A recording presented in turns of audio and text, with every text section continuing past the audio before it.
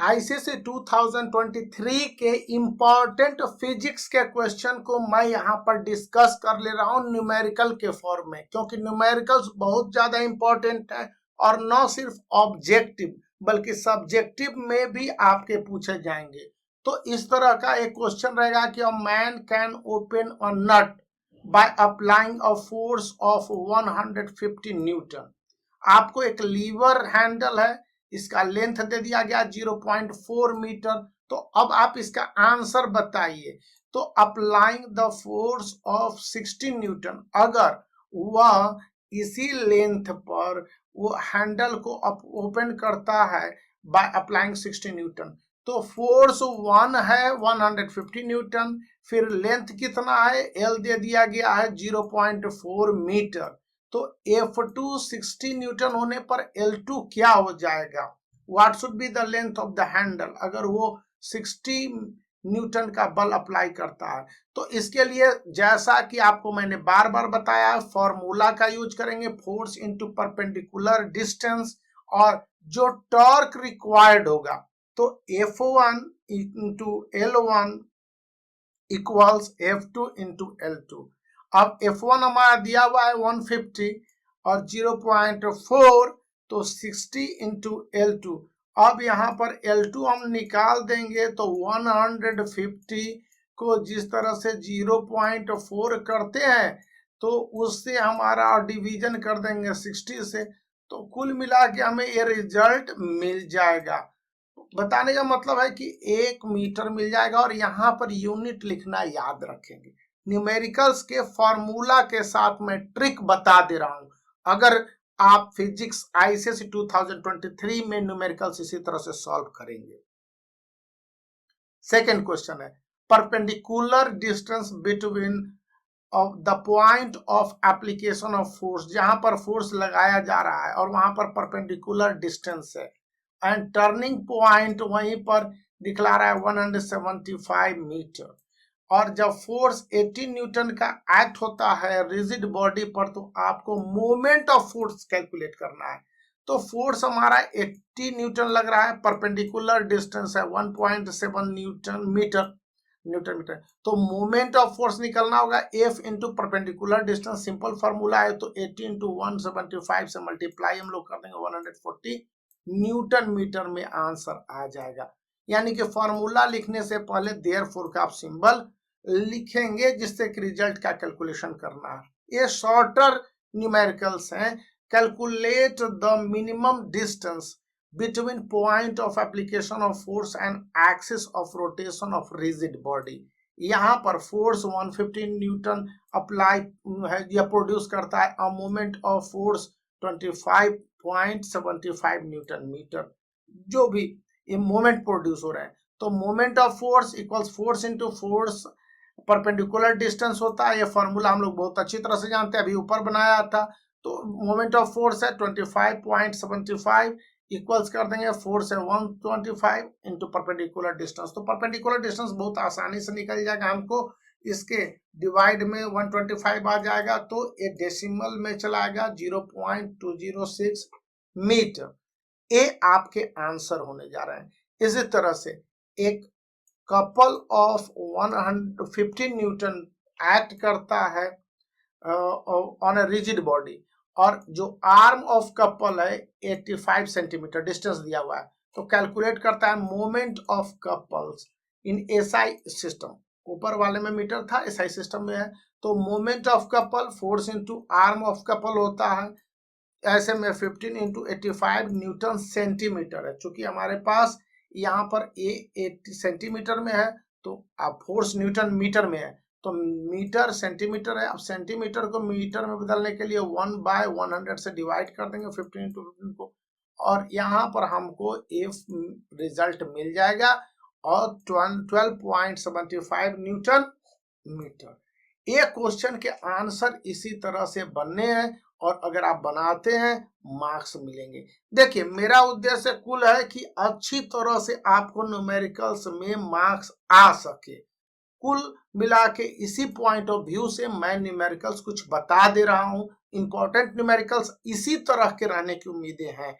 Calculate the magnitude of the force of couple when the arm of the couple is 63 centimeter है, moment of couple समान 21 newton metre है। अब फिर यहाँ पर आपका एसआई यूनिट का चक्कर आ जा रहा है, फिर भी फॉर्मूला हम लोग उसी तरह से लिखेंगे, moment of couple equals F into arm of couple, और उसके बाद 21 newton metre F into 63 centimetre. अब इस 63 सेंटीमीटर को मीटर में तब्दील कर देंगे, चेंज कर देंगे तो 0.63 मीटर हो जाएगा, और डिवाइड कर देंगे फोर्स निकालने के लिए 21 बाय 0.63, तो ऊपर 100 से मल्टीप्लाई हो जाएगा तो 33.33 न्यूटन ये आंसर आएगा। फोर्स का यूनिट न्यूटन है। इस तरह से तो देख लीजिए, इसी तरह से एक और न्यूमेरिकल्स है जो कि बनाया गया है। कुल मिला के मेरा बनाने का और बताने का उद्देश्य यही है कि आप समझ लें न्यूमेरिकल किस तरह से आ रहे हैं। सेवंथ नंबर है जो कि यूनिफॉर्म मीटर स्केल पर आपको दिखलाया जा रहा है कि यहाँ पर 5 सेंटीमीटर है, 40 GF का है, फिर 30 सेंटीमीटर है, और F फोर्स लग रहा है और 100 सेंटीमीटर तक यहाँ जाता है। तो calculate the weight of the metre scale, which of the following option is correct to keep the ruler in equilibrium, बराबर पोजीशन में रखने के लिए कह रहा है। जब 40 GF वेट है is shifted to 0 centimetre mark, F is shifted toward 0, या इस तरह के F is shifted toward 100 centimetre. इस तरह के क्वेश्चंस हैं, और जब आते हैं तो लेट द वेट, हम लोग इसके लिए एजप्शंस लेते हैं कि मीटर ऑफ स्केल को जीएफ कर लेंगे and it acts at the centre of gravity, 50 centimetre mark कर लेंगे। अब यहाँ पर है कि 5 सेंटीमीटर है तो 25 सेंटीमीटर 30 सेंटीमीटर हो जाता है, फिर 20 सेंटीमीटर ले लेंगे, 30 से 50 सेंटीमीटर हो जाएगा। XGF इसको कैलकुलेट कर लेंगे, फोर्स यहाँ पर 30 मीटर का है और 0 सेंटीमीटर है और 100 सेंटीमीटर है, तो एंटी क्लॉकवाइज इधर मूवमेंट करेगा, और जब भी क्लॉकवाइज होगा तो अपोजिट मूवमेंट होगा। तो इसलिए एंटी क्लॉकवाइज मूवमेंट में 40 इंटू 25 GF सेंटीमीटर हो जाएंगे। इसी तरह से क्लॉकवाइज में इधर जाएंगे तो x है प्लस 20 आपके मिल जाएंगे GF सेंटीमीटर। तो when the metre scale is balance, जब बैलेंस किया जाता है तो क्लॉकवाइज मूवमेंट और एंटी क्लॉकवाइज मूवमेंट दोनों तो एक समय में आके बराबर होते हैं। फिजिक्स का यह रूल आप अच्छी तरह से जान रहे हैं। तो फोर्स में एप्लीकेबल है, तो x इंटू 20 इक्वल्स 40 इंटू 25, तो 20 काट देगा 40 को 2 टाइम्स में, तो कुल मिला के x का वैल्यू हो जाएगा 50 GF।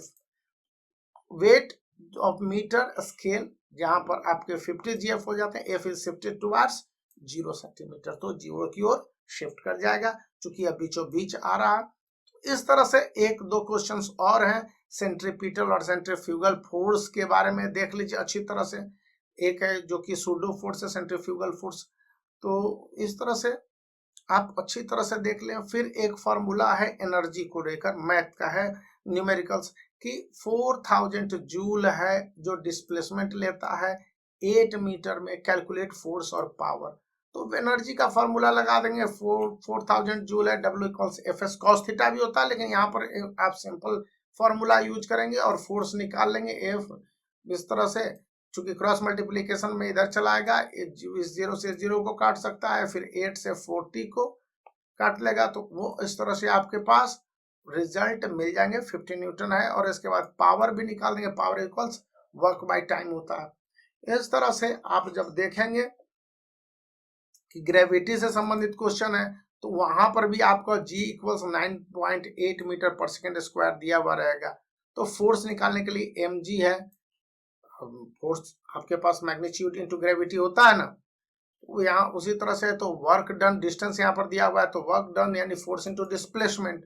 तो इसके हिसाब से ये फॉर्मूला पर आपका मैथ सॉल्व होगा। कुल मिला के यही देखना है कि स्टूडेंट किस अप्रोच से न्यूमेरिकल्स को सॉल्व करते हैं। मैंने बहुत सारे न्यूमेरिकल्स लिए हुए हैं, और कहिएगा यदि आपका रिक्वेस्ट होगा तो मैं इसका PDF भी डाल दूंगा, ताकि आप लोगों को बहुत आसानी से आप घर पर भी प्रैक्टिस कर सकें। तो इसी वीडियो के डिस्क्रिप्शन में या फिर आप ईमेल है मेरा, हमको ईमेल करेंगे तो मैं आपको ईमेल अटैच करके भेज दूंगा, आप ईमेल भी कर सकते हैं। तो इस तरह से आपको न्यूमेरिकल्स मिल जाएंगे। देख लीजिए, कूली कैरी कर रहा है लोड, और वहां पर है हेड पर, और moving frictionless horizontal platform does no work, कोई वर्क नहीं। यहाँ पर है W equals FS cos theta, theta 0 हो जाता है, थीटा का वैल्यू 90 डिग्री और तो cos थीटा 0 डिग्री 90 डिग्री होगा, इसका वैल्यू 0 हो जाएगा, इसलिए एफ भी 0 हो जाएगा न्यूमेरिकल्स के रूप में, फॉर्मूला के रूप में। एक्चुअली में ये नहीं होता है, लेकिन आपके फॉर्मूला में हो जाएगा। अब यहीं पर फोर्स अप्लाइड हुआ है, body of mass 20 kg moving toward velocity of 40 metre per second square, तो body remain velocity of 50 metre per second square है। तो इन 2 सेकंड में आपको बताना, तो work done W equals half mv square है, और v है जो कि फाइनल वेलोसिटी इंटू का स्क्वायर इंटू इनिशियल वेलोसिटी के स्क्वायर के फॉर्मूले को यूज कर देंगे तो 9000 जूल निकल जाएगा, ये हमारा है। तो इस तरह से जो मैं न्यूमेरिकल्स आपको समझाने की कोशिश कर रहा हूँ, मेरा नहीं है कि आपको पूरे 10 घंटे तक अप्रोचिंग करता रहूं और आपको पूरा डिटेल बताता रहूं कि किस तरह से ये पूरा सेशन चल रहा है। मैं इसको बता सकता हूं और बना भी सकता हूं, लेकिन नहीं, आप इस तरह से न्यूमेरिकल्स को सॉल्व कीजिए, कॉन्फिडेंस रखने हैं। जैसे कि how long should an electric motor of power 2 HP horse power operate so as to pump 5 metre cube of water depth of 15 metre. तो यहाँ पर हम लोग mass of water volume into density लगा देंगे तो 5000 kg हो जाएगा। फिर हाइट निकालने के लिए हमारे पास 15 न्यूटन मीटर, टी हमारे पता नहीं है, जी हमें पता है, और उसके आधार पर पी भी 2 हॉर्स पावर का पावर, तो इसको हम लोग वाट में कब तब्दील कर लेंगे, कन्वर्ट कर लेंगे। इसके बाद वर्क डन है, तो वर्क डन पी इंटू जो भी है पावर है उसमें टाइम से मल्टीप्लाई कर देंगे तो ये हमारे पास वर्क डन मिल जाएगा। फिर work done in raising water mgh है, वहां पर स्टैटिक हो जाएगा तो mgh हो जाएगा, तो वो mgh को निकालेंगे। मास क्या है, फिर ग्रेविटी क्या है, और उसके बाद हाइट क्या है, और इस तरह से हम लोग 15,000 इंटू टी इक्वल्स 7,50,000 है, तो उससे हम लोग कर लेंगे, इक्वल्स कर लेंगे, क्योंकि वर्क डन इसी तरह से होता है, तो पी इंटू टी पर, तो आपको हमें मिल जाएगा 50 सेकेंड का 500 सेकेंड का टाइम मिल जाएगा। फिर सीजीएस यूनिट है, आप किस तरह से डाइन में तब्दील करेंगे। इससे 1 मार्क्स के क्वेश्चन रहने की इस बार उम्मीद है, जैसा कि पिछले साल था। फिर पावर आपको निकालने के लिए होगा कि इतना किलोवाट है और इसको रेज करना है लोड 20,000 न्यूटन के रूप में, तो हम लोग power equals force into average speed है, और इस फॉर्मूले पर हम बैठा लेंगे कि पावर 40,000 है, फोर्स 20,000 न्यूटन है, तो एवरेज स्पीड कितना हो जाएगा, तो 2 मीटर पर सेकेंड हो जाएगा। इस तरह से वर्क रिकॉर्डेड है, ये देखेंगे। यहाँ पर आप मैथ देख लीजिए कि किस तरह से बनाए गए हैं। कुल मिला के पावर कैलकुलेट करना होगा तो force into distance by time है, तो यहाँ पर दे दिया गया है कि ये मशीन 750 न्यूटन का फोर्स लगाती है, हाइट 16 मीटर है और 5 सेकंड के लिए, तो इसको इस तरह से आप मल्टीप्लाई कर देंगे 2.4 किलोवाट मिल जाएगा। फिर कैनेटिक एनर्जी है तो हाफ mv स्क्वायर है, इस हाफ mv स्क्वायर से कैनेटिक एनर्जी का पहला पोजीशन और दूसरा पोजीशन दोनों के आधार पर हम लोग इस फॉर्मूले को सॉल्व करेंगे, तो kinetic energy become 1/9 by initial kinetic energy. इस तरह के क्वेश्चन रहने की भी उम्मीद इस बार बताई गई है, बताया गया है कि वेरी वेरी इंपॉर्टेंट है, तो आप इसको अच्छी तरह से देख लेंगे। फिर लेंथ है कि एक नट क्रैकर 12 सेंटीमीटर का है और इस पर आप एफर्ट आर्म है, लोड आर्म है, आप ये देखेंगे कि एफर्ट आर्म और लोड आर्म है, तो उसका डिस्टेंस 4 सेंटीमीटर है। Fulcrum require an effort of 100 GF to crack it, तो इसके लिए जब फोर्स रिक्वायर्ड होगा क्रैक करने के लिए नट को, विदाउट यूजिंग नट क्रैकर को नहीं यूज करना है, उस कंडीशन में आप फोर्स आर्म, लोड आर्म है, फिर एफर्ट आर्म है, फिर आपके एफर्ट कितने लगाए गए हैं तो लोड निकालना है, तो load equals effort arm by load arm, तो L बाय 112 इंटू 4 जो दिया हुआ है हमारे पास, और इस तरह से लोड निकल जाएगा 300 GF।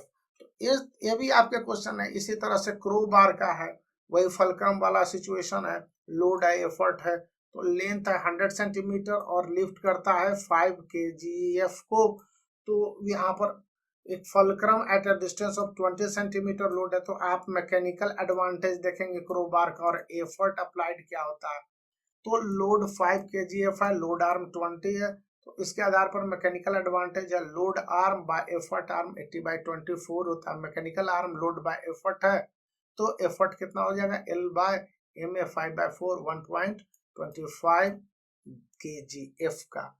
इस तरह से आप यहाँ पर अगेन देख लीजिए कि वेलोसिटी ऑफ डायमंड 1,21,000 किलोमीटर पर सेकेंड है, तो रिफ्रैक्टिव इंडेक्स है एक माध्यम से दूसरे माध्यम में जाना, वो shifting from one medium to another medium.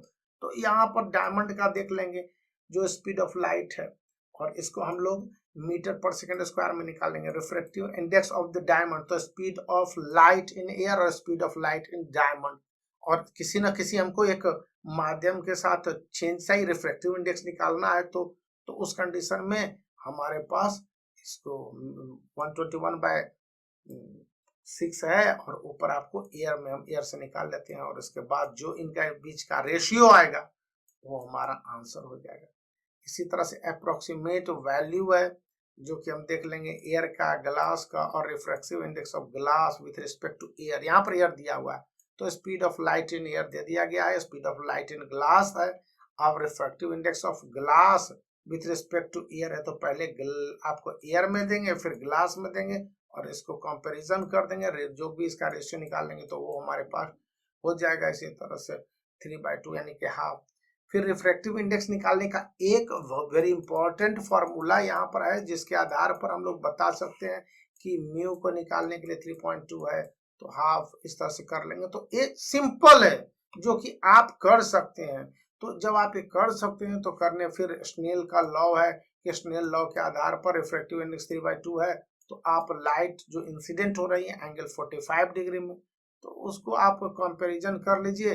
3/2 equal sine 45 degree by sine r है, तो यहाँ पर ये नीचे इधर चला आएगा और इधर साइन आर उधर चला जाएगा, तो साइन 45 डिग्री होता है 1/2।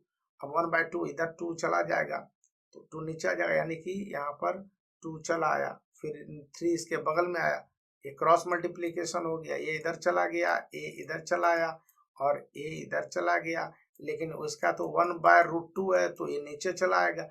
तो इसके बाद यहाँ पर आप देखेंगे कि ये सिचुएशन आ जाता है।